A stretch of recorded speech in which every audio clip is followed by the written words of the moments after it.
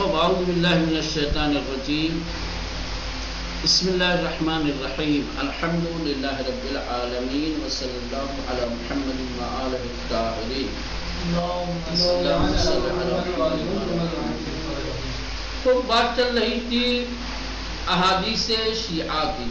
ٹھیک، تو احادیث شیعہ میں سب سے پہلے تو ادوار حدیث شیعہ سے بحث کی گئی. ادوار حدیث شیعہ میں کیونکہ نبی کریم کا زمانہ ایک مشترک زمانہ رہا ہے جس میں اہل سنت اور شیعہ اولا تو تفریق نہیں تھی، اور تفریق کو بھی اگر فرض کر دیا جائے تو انہوں نے بھی لکھا اور ہم نے بھی لکھا، لیکن اس کے بعد سے اہل سنت کی جانب سے احادیث کی کتابت کے اوپر پابندی عائد کر دی گئی، اور 100 سال تک تقریباً یہ سلسلہ چلتا رہا. کتابت حدیث سے اہل سنت دور رہے، لیکن شیعہ اس زمانے میں بھی حفظ حدیث، کتابت حدیث اور نشر حدیث کا سلسلہ جاری رکھا. اور پھر 11ویں امام تک، کس امام کے زمانے میں، کس امام کے دور میں خود امام نے اور ان کے شاگردوں نے کتنی کتابیں اور کون کون سی کتابیں لکھی، وہ سب تفصیل کے ساتھ پڑھ لیا آپ نے. دوسرا مرحلہ ہے دور جمع و تبویب. احادیث کی کتابوں کو کب جمع کیا گیا، تبویب یعنی باب باب کر کے منظم طریقے سے کتابی شکل دی گئی ہے. اب یہ بحث ہے. جو روایتیں، جو احادیث لکھی گئیں، تحریر کی گئی، ان کو جمع کب کیا گیا ہے، اکٹھا کب کیا گیا، اور اسے منظم شکل و صورت میں تدوین کب کیا گیا. ٹھیک، تدوین اور تبویب. تدوین تو وہی تھی، تبویب یعنی باب باب، احادیث کو باقاعدہ طور پہ موضوعی طریقے سے باب باب، یہ فلاں باب ہے، یہ فلاں باب ہے، یہ فلاں باب ہے. جیسے فقہ میں ابواب ہیں، کتاب الطہارت، صلاۃ، زکوٰۃ، خمس وغیرہ، ایسے ہی احادیث میں بھی ابواب ہیں، جیسے کتاب العقل والجہل، فضیلۃ العلم والعلماء، تمام ہیں. چلے، ان دور با آغاز غیبت صغریٰ شروع شدے. کہیں کہ جمع و تبویب حدیث کا دور جو ہے وہ غیبت صغریٰ کے آغاز سے شروع ہوتا ہے. غیبت صغریٰ کے زمانے میں یہ دور شروع ہوا. بتا دور صفویہ تداوم داشتے است، اور صفویہ کے زمانے تک یہ سلسلہ جاری رہا ہے، دائم رہا ہے. در ان مقطع، اس زمانے میں، اس دور میں، اس فاصلے زمانی میں کتابہائے حدیثی بسیاری تحریر شد. بہت ساری حدیثی کتابیں تحریر کی گئی کہ در ضمن ان فصل معرفی میں شود، کہ اس فصل کے ضمن میں ہم ان کی معرفی کریں گے. در نگاہ کلی بھی تمام ان دورے با دو مشخص شناخت. کہہ رہے ہیں کہ کلی طور پر، مجموعی طور پر اس دورے کو دو امتیاز کے ذریعے سے پہچانا جا سکتا ہے. نمبر 1، تدوین کتب اربعہ. کتب اربعہ کی تدوین اس زمانے میں ہوئی، ایک امتیاز یہ ہے. 2، تدوین کتب دعا و زیارت. دعا اور زیارت کی کتابیں بھی اسی زمانے میں تدوین کی گئی، جمع کی گئی.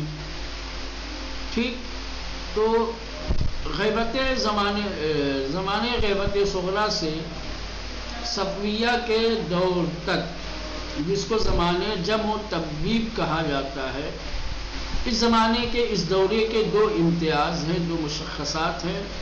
نمبر 1، کتب اربعہ اسی دور، اسی زمانے میں جمع کی گئی، تبویب کی گئی. دوسرے، دعا اور زیارتوں کی کتابیں. ہم ان کی تفصیل بیان کریں گے. سب سے پہلے کتب اربعہ امید عالم کی 4 کتاب کافی من لا یحذرہ الفقیہ، تہذیب الاحکام و الاستبصار نزد شیعیان از اعتبار و امتیاز ویژه‌ای برخوردار گشته و به اصول اربع شہرت یافته است۔ یعنی کہ آپ حضرات کو علم ہوگا، آپ کو پتہ ہوگا کہ شیعوں کے نزدیک 4 کتابیں سب سے زیادہ معتبر مانی جاتی ہیں: اصول کافی، من لا یحذر الفقیہ، تہذیب الاحکام اور الاستبصار۔ یہ وہ 4 کتابیں ہیں جنہیں کتب اربعہ یا اصول اربعہ کہا جاتا ہے۔ شیعوں کے نزدیک احادیث کی کتابوں میں یہ 4 کتابیں سب سے معتبر اور موثق ہیں، قابل اطمینان ہیں۔ ٹھیک، گرچہ کتب مدون در ان دور بسیار کہہ رہے ہیں کہ اگرچہ غیبت صغریٰ سے لے کر صفیہ کے دور تک حدیثوں کی بہت ساری کتابیں لکھی گئی، لیکن یہ 4 کتابیں اعتبار کے لحاظ سے سب سے زیادہ معتبر ہیں۔ اما اشتہار ان 4 کتاب پر کسی پوشیدہ نیست، لیکن ان 4 کتابوں کی شہرت کسی سے چھپی ہوئی بات نہیں ہے۔ شاید بے توان سبب مشہور شدہ ان کتب لا در ان امور جستجو کا۔ اب سوال یہ ہے کہ جب بہت ساری کتابیں حدیثوں کی لکھی گئی اس دورے میں، اس زمانے میں، تو انہی 4 کتابوں کو شہرت کیوں ملی؟ ان 4 کتابوں کی شہرت کی وجہ کیا ہے؟ ٹھیک، اب یہ وجہ بیان کر رہے ہیں۔ نمبر 1، تنظیم و تبویب زیبا، بڑی خوبصورتی کے ساتھ، خوبصورت انداز میں، باب باب اور نظم کے ساتھ یہ کتاب پیش کی گئی ہے۔ دوسری کتابوں میں تنظیم و تبویب اتنی خوبصورت انداز میں آپ کو نہیں ملے گی۔ ایک وجہ ان کتابوں کے مشہور ہونے کی تنظیم و تبویب زیبا، خوبصورت انداز میں ان کتابوں کا منظم ہونا اور باب باب ہونا، حجم بسیار و گستردگی، ضخیم ہونا اس کے حجم کا زیادہ ہونا۔ دوسری اور کتابیں تھیں وہ بڑی مختصر تھی، چھوٹی چھوٹی تھی، کچھ ابواب تھے کچھ نہیں تھے۔ اگر ابواب بھی تھے تو ان ابواب میں احادیث بڑی کم ہوتی تھی، لیکن یہ 4 کتابیں احادیث کی مفصل کتابیں ہیں، پرحجم کتابیں ہیں، بڑی گستردہ اور وسیع کتابیں ہیں۔ تو حجم اور گستردگی کی وجہ سے خدمت زمانی میں نزدیکی آنہا بے اصل حضور، زمانے کے اعتبار سے، وقت کے اعتبار سے سب سے قدیمی ہے،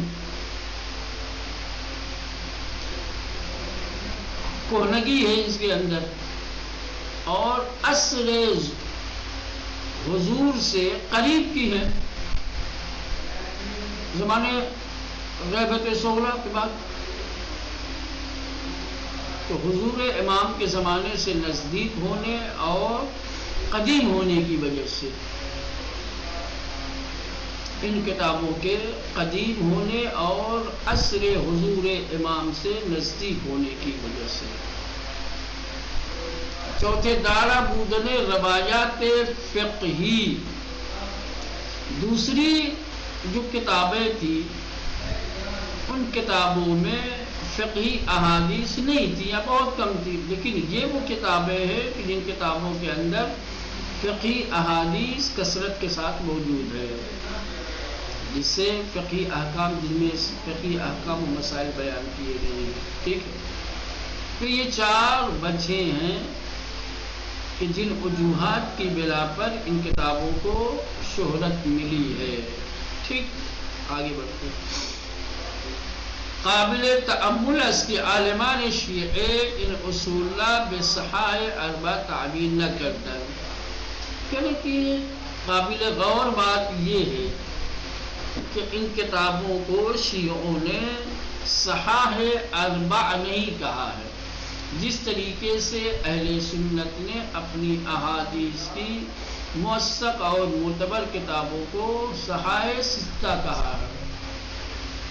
ہمارے ہاں اصول اربع تو کہا ہے یا کتاب اربع کہا ہے، لیکن صحائح اربع سے تعبیر نہیں کیا ان کتابوں کو، چنانکہ اہل سنت کتب اصلی حدیث خضرہ بالصحائح ستہ تعبیر کیوں؟ آخر اس کی وجہ یہ ہے کہ اگر صحاح نام دے دیں گے تو اس کا مطلب یہ ہوگا، لوگ یہ سوچیں گے کہ اس کے اندر جتنی احادیث ہیں ساری احادیث قابل اعتبار ہے، صحیح السند ہے، صحیح المتن ہے،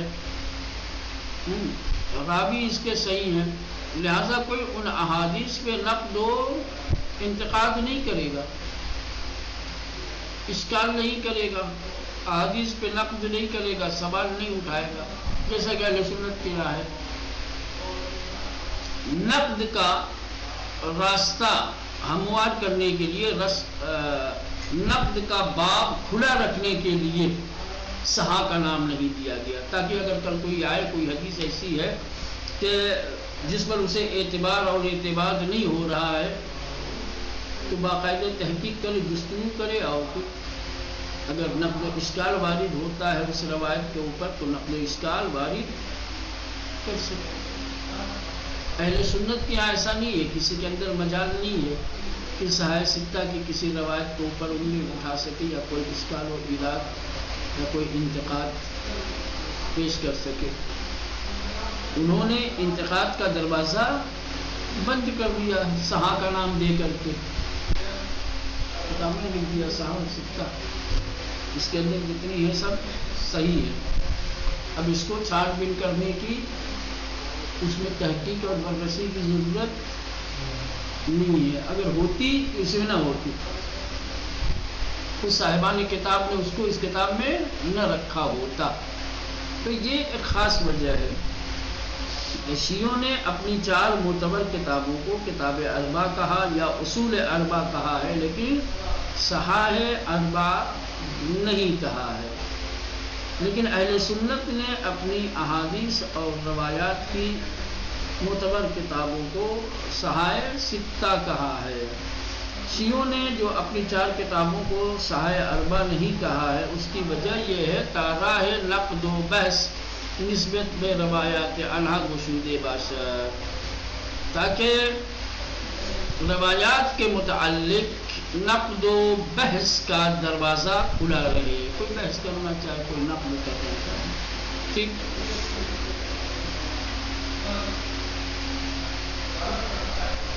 باور اخباریان بقطعیت روایات کتب اربع یا اطمینان بصدور عنہا مورد قبول کاتب عالمان شیعہ نیست۔ کہہ رہے ہیں کہ کتب اربع کے اندر جو روایتیں ہیں ان روایتوں کے قطعی ہونے کے سلسلے میں، یا یہ کہ وہ قطعی الصدور ہے، ان کے صدور پہ اطمینان کیا جائے، اس کو تمام شیعہ قبول نہیں رکھتے۔ تمام شیعہ اس بات کے قائل نہیں ہیں کہ کتب اربع کے اندر جو روایتیں ہیں وہ سب قطعی الصدور ہے، وہ تمام روایتیں قطعی ہیں، یقینی ہیں، موثق اور معتبر ہیں۔ لذا بحثی مفصل و علمی میان اصولیان و اخباریان نسبت به روایات ان کتب بالا گرفتے۔ اسی وجہ سے ایک مفصل اور علمی بحث اصولیوں اور اخباریوں کے درمیان کتب اربع کی روایات کے حوالے سے آپ کو نظر آئے گا۔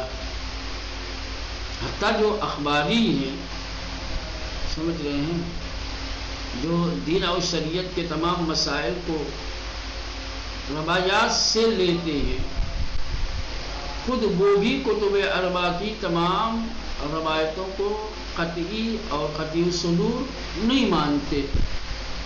اسی وجہ سے اخباریوں اور علماء علم اصول کے درمیان کتب اربع کی روایتوں کو لے کر کے ایک علمی اور مفصل بحث کی گئی ہے،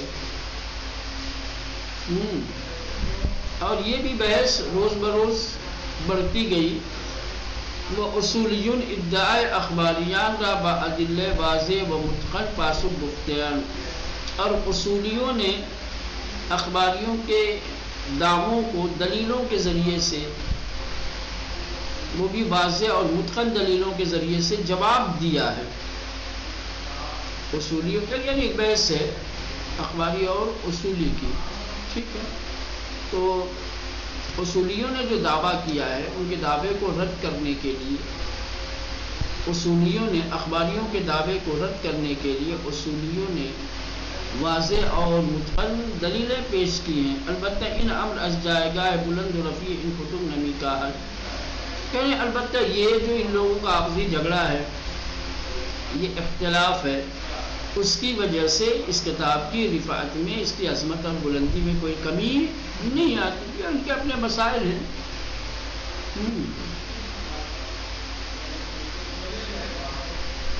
وہ روایات کو مورد بحث بنا کر کے بحث کرتے رہیں، ان کی بحث سے ان کتابوں کے اعتبار میں کمی نہیں آئے گی، اس کی رفعت میں۔ لازم است اشارے شود کی برخی از عالمان شیعی مانند پدر شیخ بہائی و علامہ شمس الدین محمد ابن محمود عملی از اصول خمسہ حدیثی یاد کر دیں۔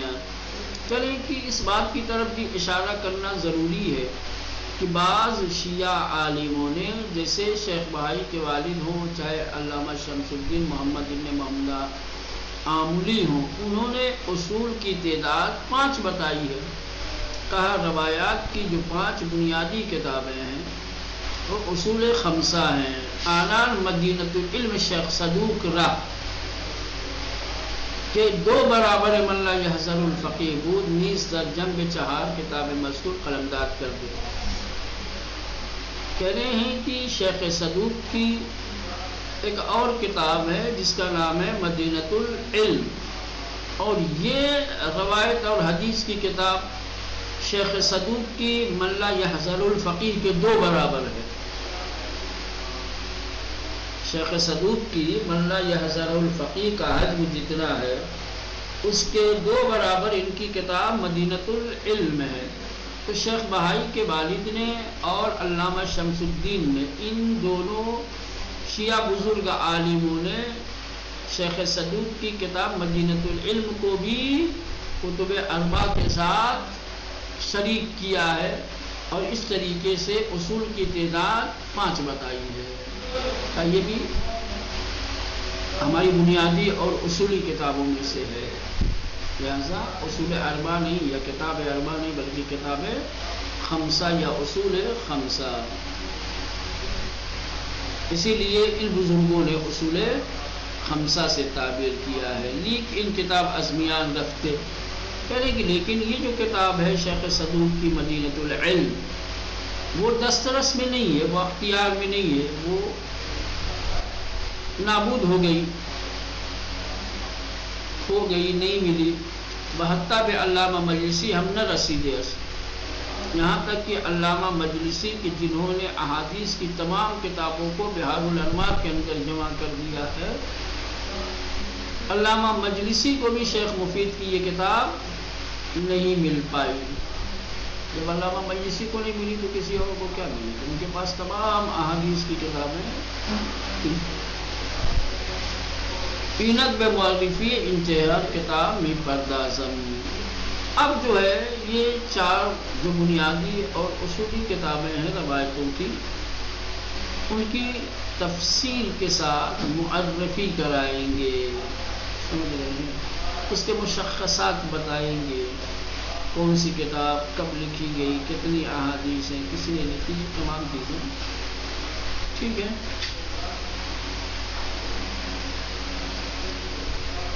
یہ تفصیلی بحثیں ہیں، چلے رہنے دو،